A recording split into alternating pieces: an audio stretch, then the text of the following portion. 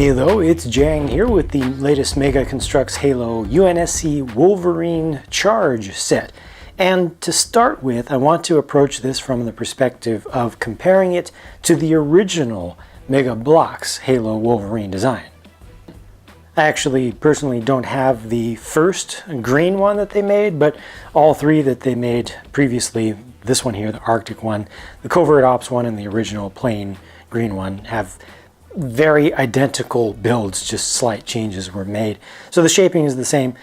This is Halo Wars 1, this is Halo Wars 2, but in universe they don't seem to have changed the design of the Wolverine all that much.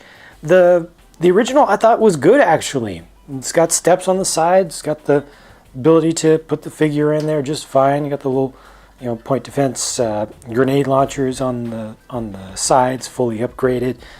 Half track, it's actually using the exact same size of track as the new one, same wheels and tires for the front. The only thing that was kind of off with the original design, a little bit out of character, was this whole turret setup, which is a very specialized construction. It's really made just for this and uses large pieces.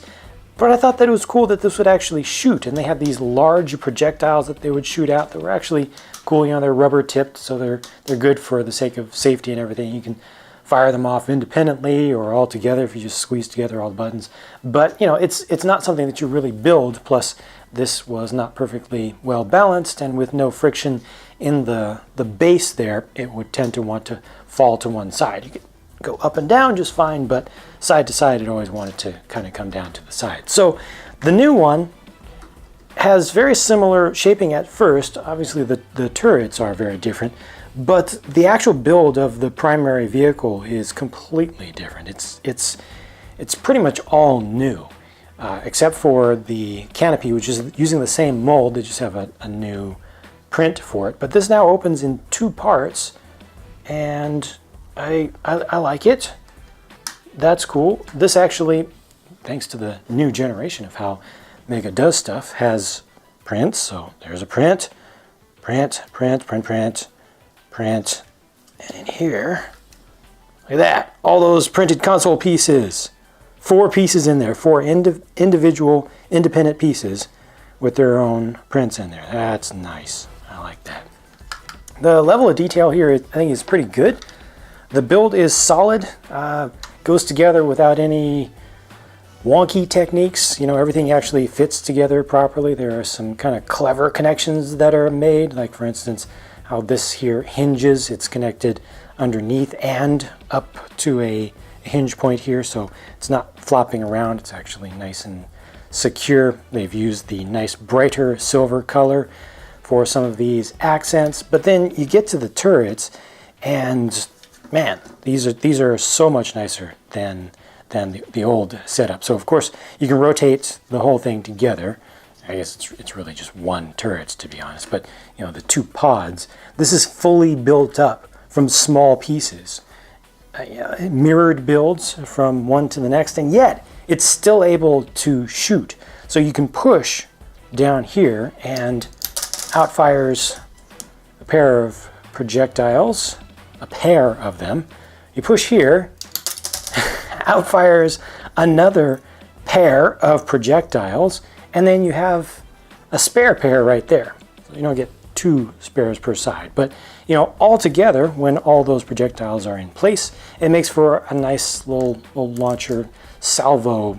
Just the tips of them all together. Of course, you can push those together and launch all 4 on the top at the same time, but it's a good look in there, and there's so much posability. You can bring these more to the sides. You can kind of widen the whole thing out. You can make these go horizontal. As a matter of fact, I can bring this up relatively vertical, bring them together a little bit more in the center. Bring that right to there. See, they're nice and close together like that. That's actually a good look as well. And it's just a wholesome build. It's a proper brick-based construction build that they've done this time around. So that's the main thing that I thought was needing improvement, or ready for some improvement with the previous design, and they have improved it significantly. But they went so much farther than that. almost unnecessarily so. The original one had the entire rear section, this entire deck, angled down on some hinges. So down inside there you can see some hinge joints, and that was just to get this whole deck to angle down like that, and it just kind of flops around. See, that's not captured in there, but there's so much weight up here, it really didn't make a difference. I mean, if you pick the whole thing up, then you could feel it kind of moving around, but it really didn't take anything away, to be honest with you. It really didn't hurt the thing. The new one also has hinges for that entire rear section. You can see the hinges this time up at the top, but look at this. So this opens up, bring that down, gets nice access here. This opens up, you have engine detail in there, completely unnecessary, uncalled for engine detail because they could. And you've got these nice supports which actually slide, their base slides in. Watch this as I move this in. See, the bases actually slide back and forward. There's a little sub-assembly that you put together there. If you pull this out too much, they'll start to separate, but for the most part it works pretty well. It's just a whole sliding mechanism down on the base that just runs on tiles and is keyed in and will not go too far in or out. It's just nice. Really unnecessarily nice. I don't know what type of engine that's supposed to be. I don't really care. It's just cool that it's there. So if you want to do like a maintenance, you know, garage sort of scene, then you can, you know, inside of a fire base or something, and have somebody working in the back of this thing, you know. Take some armor off a Marine, give them some tools or some things that look tool-ish, and have them doing some maintenance on the vehicle back there. So all good. I mean, it wasn't bad before. The previous versions weren't bad at all, but this is just so much better, I think. So much better still. So yeah, I'm happy with what they've come up with. And one other thing, storage compartment. So you can put weapons in there, not just one, but multiple. They had the space, so they made it accessible. I mean, they had to angle this front part of the body there. So they put it on hinges, and then they're like, let's make it easier to get in there and put a tile on the base, a little bit of texture, make it useful. That's great. It's just all positive. It's just all good, you know, forward momentum, forward movement. Still have the little launcher off on the side. It's small this time, but I think that's actually appropriate in its size. I like it. Just hopefully these tracks won't do like some of the past Call of Duty tracks have done. You know, tank treads splitting apart. Hopefully they're not that same material.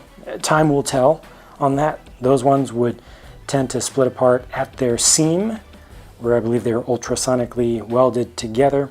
And yeah, well, I'll just have to see on that. But so far, to be honest, I can't tell.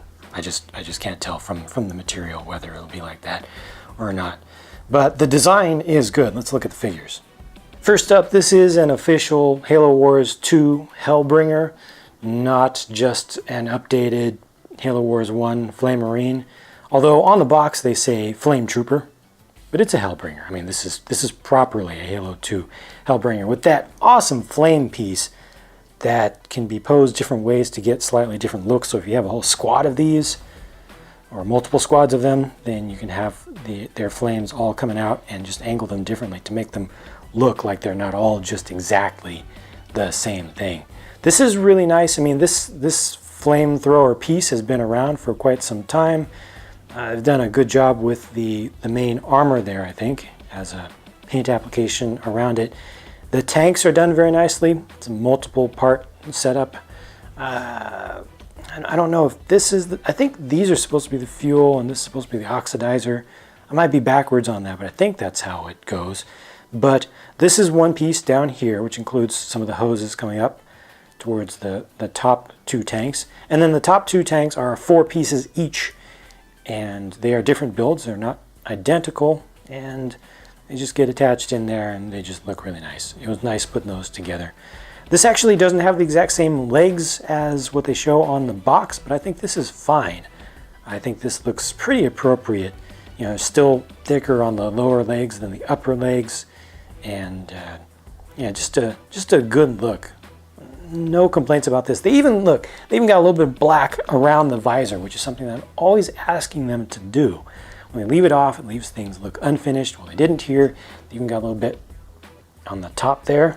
So good stuff. Happy with this figure. This Marine is just a Marine, which is fine. Nothing new to see here, nothing special to see, but I think these are good figures. Has the silver, kind of medium bright, I think, silver colored assault rifle, and yeah, I mean, that's pretty much all there is to see here. This is good. It's well produced. You know, a good number of different paint applications gives it a nice level of detail. But here's the new color of a regular Banished Brute, minor, I guess you'd call him. Very, very tangerine orange he is. Or actually, no. Is it tangerine orange or mandarin orange? I think that's debatable. Whatever it is, it's very bright, very colorful. A little bit on the translucent side, though, I have to say. You can see a little bit of light coming through there, and I don't like that. I like the color, I like the hue, I like the saturation. I don't like the material and how much light it actually lets through with this particular pigment level. Just makes it look a little bit more toyish than it should, especially if you kind of look past the figure and look at the bits of armor on its back that you can see from the front. You know, it's just too bright. But that is kind of nitpicking, I readily admit, but just my thoughts, just my feelings. The paint applications there are great, though.